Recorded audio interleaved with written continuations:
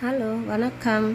இன்றைக்கி நாம் என்ன பார்க்க போகிறோம் அப்படின்னு சொன்னால், துகள்கள் அங்கும் இங்கும் எவ்வாறு பரவுகிறது, விரவுகிறது. விரவுதல்னால் என்ன? துகள்களில் திண்மத்தில் எப்படி இருக்கும், திரவத்தில் உள்ள துகள்கள் எப்படி இருக்கும், வாயுக்களில் உள்ள துகள்கள் எப்படி இருக்கும், இதுதான் டாப்பிக்கு. இப்போ திண்மத்தில் உள்ள துகள்கள் என்ன அப்படின்னா, திண்மம்னா என்னது?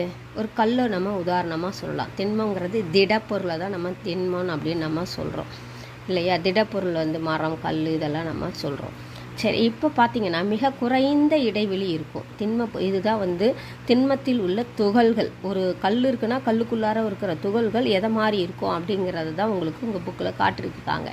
இப்போ திண்மத்தில் உள்ள துகள்கள் இவ்வளவு நெருக்கமாக காணப்படுகிறது, மிக குறைந்த இடைவெளியுடன் காணப்படுகிறது அப்படிங்கிறத தான் இந்த படம் உங்களுக்கு காட்டுது. மிக குறைந்த இடைவெளியே இல்லாமல் நெருக்கமாக இருக்குது அப்படிங்கிறது திண்மத்தில் உள்ள துகள்கள்.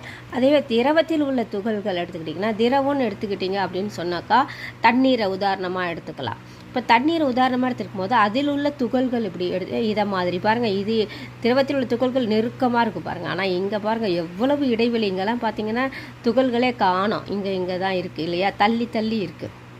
அப்போ திரவத்தில் உள்ள துகள்கள் இடைவெளி அதிகமாக காணப்படுகிறது. இடைவெளியுடன் திரவத்தில் உள்ள துகள்கள் தாறுமாறாக இருக்குது, ஒழுங்கற்ற நிலையில் காணப்படுது அப்படின்னு சொல்கிறாங்க. அடுத்தது வாங்க, வாயுக்களில் உள்ள துகள்கள். இங்கே பாருங்கள், திண்மத்தில் உள்ள துகள்கள் மிகவும் நெருக்கமாக காணப்படுறது, இடைவெளியே இல்லாமல். ஆனால் இங்கே இடைவெளி இருந்து இதுவாக இருக்குது. ஆனால் வாயுக்களில் உள்ள துகள்கள் அதைவிட குறைவாக இருக்குது. அதில் இடைவெளியுடன் எளிதில் நகரக்கூடியதாக இருக்குது. எங்கே வேணால் இப்படி அப்படிமா அது போகக்கூடியதாக காணப்படுகிறது. இதுவும் நகரக்கூடியதாக தான் இருக்கும். அதைவிட காற்றில் உள்ள துகள்கள் எளிதாக நகரக்கூடியதாக அமைந்துள்ளன. அப்போ வாயுக்களில் உள்ள துகள்கள் அப்படின்னா, வாயுக்கள்னால் என்னது? காற்றில் உள்ள துகள்கள்.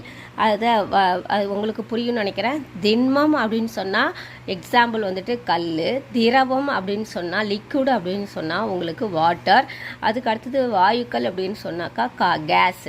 அப்போ கேஸில் உள்ள துகள்கள் எடுத்துக்கிட்டிங்க அப்படின்னாக்கா ரொம்பவும் இடைவெளி நகரக்கூடியதாக, எளிதில் நகரக்கூடியதாக காணப்படுகிறது. இதுலேயும் இடைவெளி இருக்குது. திண்மத்தை விட குறைந்த இடைவெளி நகரக்கூடியதாக காணப்படுகிறது. இப்போ உங்களுக்கு ஒரு கொஸ்டின் கேட்குறாங்க. ஒரு டியூப்பில் நீங்கள் சைக்கிள் டியூப் இருக்கு இல்லையா? அந்த டியூப்பை காற்று நிரப்புறதுக்கு முன்னாடி நீங்கள் அதை தூக்கி பாருங்கள், காற்று நிரப்பிய பிறகு அதை தூக்கி பாருங்கள் அப்படின்னு சொல்கிறாங்க. இது எதுக்கு இந்த கொஸ்டின் கேட்குறாங்க அப்படின்னு சொன்னால், காற்றுக்கும் எடை உண்டா அப்படிங்கிறதுக்கு தான் இந்த கொஸ்டின். காற்று இடத்தை அடைத்து கொள்ளுமா அப்படின்றது கொஸ்டின் இருக்குது உங்களுக்கு. காற்று இடத்தை அடைத்து கொள்ளும், அதற்கு நிறையும் உண்டு. இதெல்லாம் உங்களுக்கு ஸ்மால் கொஸ்டின்ஸில் 1 மார்க் கொஸ்டின்ஸில் கேட்கலாம். காற்று என்னது பண்ணோம்? இடத்தையும் அடைத்து கொள்ளும், அதுக்கு நிறையும் உண்டு. ஏன்னா நம்ம கண்ணுக்கு தெரியாது இல்லையா, அது ஒரு பொருளா அப்படின்னு கேட்குறாங்க. ஏன்னா கண்ணில் நம்ம காற்றை பார்க்க முடியறதில்ல. அப்போ காண முடியாத காற்றும் ஒரு பொருள் தான் அப்படிங்கிறதுக்கு உதாரணம் தான் காற்று.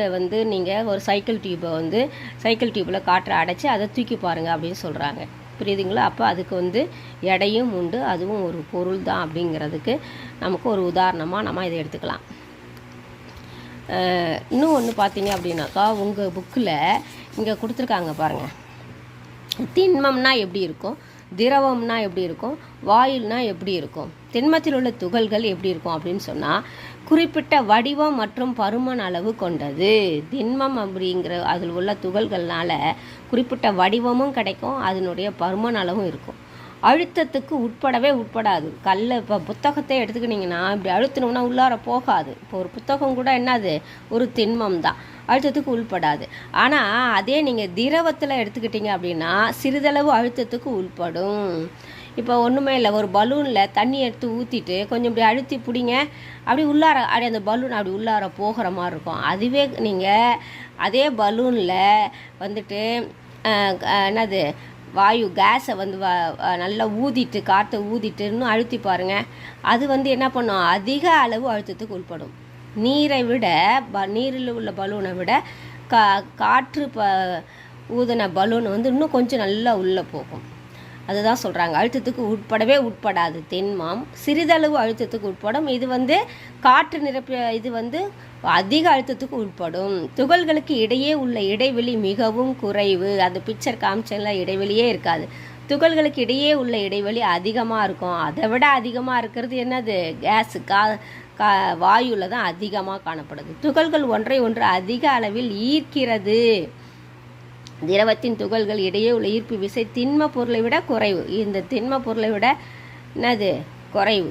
ஆனால் கேஸில் பார்த்தீங்கன்னா வாயுவில் உள்ள துகள்கள் இடையே உள்ள ஈர்ப்பு விசை இதை விட இது குறைவு. திண்மத்தின் துகள்கள் எளிதில் நகராது. ஒரு புக்கை எடுத்துக்கிட்டிங்கன்னா, ஒரு கல்லை இப்போ உதாரணம் நம்ம சொன்னோம் இல்லையா, திண்மத்துக்கு உதாரணம் ஒரு கல்லுன்னு தானே நம்ம சொன்னோம். அந்த கல் அப்படி நகர்த்திட முடியுமா? நகர்த்த முடியாது. நம்மளா நகர்த்தினா தான் நகரும். ஆனால் திரவத்தில் உள்ள துகள்கள் எளிதில் நகரும். வாயுக்களில் உள்ள துகள்கள் தொடர்ந்து அங்கும் இங்குமாக இயங்கும். பலூனை ஊதிட்டு அப்படி நம்ம போட்டோன்னா அதுவே என்ன பண்ணும்? தானாகவே நகரக்கூடியதாக இருக்கும். இதுதான் உங்களுக்கு 1 மார்க் கொஸ்டினில் இப்படிலாம் கேட்கலாம். திண்ம பொருளுக்கு வடிவம் உண்டா, பருமன் அளவு உண்டா அப்படின்னு கொஸ்டின் கேட்பாங்க. புரியுதுங்களா? அப்போ திண்மத்துக்கு வடிவம் உண்டு, பருமன் அளவும் கொண்டது. குறிப்பிட்ட வடிவம் கிடையாது. திரவத்துக்கு எடுத்துக்கிட்டிங்கன்னா தண்ணியை ஸ்டார் மாதிரி இருக்கிற பலூனில் ஊற்றி பாருங்கள், ஸ்டார் வடிவம் கிடைக்கும். ஆப்பிள் வடிவத்தில் ஊற்றினீங்கன்னா ஆப்பிள் வடிவம் கிடைக்கும். புரியுதுங்களா? குடத்தில் தண்ணி எடுத்துக்கிட்டிங்கன்னா குடம் வடிவம் தான் நமக்கு கிடைக்கும். அதனால் திரவத்துக்கு வடிவம் கிடையாது. எந்த பொருள் எடுத்துக்கிறோமோ அந்த பொருளுக்கு மாதிரி வடிவம் நமக்கு கிடைக்கக்கூடியது. அதே மாதிரி தான் வாயுவும் குறிப்பிட்ட வடிவமோ பருமனோ அதுக்கும் கிடையாது. புரியுதுங்களா? இதுவும் பலூன், எந்த பலூனும் அதே மாதிரி தான், தண்ணியும் அதே மாதிரி தான். அதுக்கெல்லாம் வடிவெல்லாம் கிடையாது. அழுத்தத்திற்கு உட்படாது. ஆனால் இதெல்லாம் அழுத்தத்துக்கு உட்படும். நம்ம அதிலே சொல்லிட்டு துகள்களுக்கு இடையே மிகவும் நெருக்கமானது. அதை விட கொஞ்சம் அதிகமாக இடைவெளியே இடைவெளியே குறைவு. அதை விட அதிகமாக இருக்கும். துகள்கள் ஒன்றை ஒன்று அதிக அளவில் ஈர்க்கக்கூடிய தன்மை இருக்குது. இங்கே ஈர்ப்பு விசை இது அதிகமாக இருக்கும், ஆனால் இங்கே குறைவாக இருக்கும். இதை விட குறைவாக இருக்கிறது வாயு. துகள்கள் எளிதில் நகராது. இது கொஞ்சம் நகரும். இது என்னது? அதை விட தானாகவே நகரக்கூடியதாக இருக்கும். இது நம்ம நகர்த்தலாம், இது தானாக நகரக்கூடியதாக இருக்கும் வாயு. அவ்வளோதான். இப்போ நம்ம என்ன பார்த்தோம் இப்படி இந்த இதில் அப்படின்னு சொன்னாக்கா, திண்மம்னா என்ன, திரவம்னா என்ன, வாயுனா என்ன, திண்மத்தினுடைய பிக்சர் இது தான். அதுக்கு எக்ஸாம்பிள் கல் சொன்னேன். அதுக்கு தான் வடிவம் உண்டு, அதை நகர்த்த முடியாது அப்படிலாம் பார்த்தோம். இதில் உள்ள துகள்கள் திரவத்தில் உள்ள துகள்கள்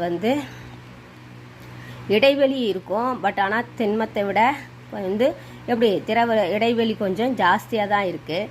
ஆனால் வாயுக்களில் உள்ள துகள்கள் எடுத்துக்கிட்டிங்கன்னா நீரை விட அதிக இடைவெளி உடையதாக காணப்படுகிறது அப்படின்னு சொல்லிட்டு உங்களுக்கு உண்டு.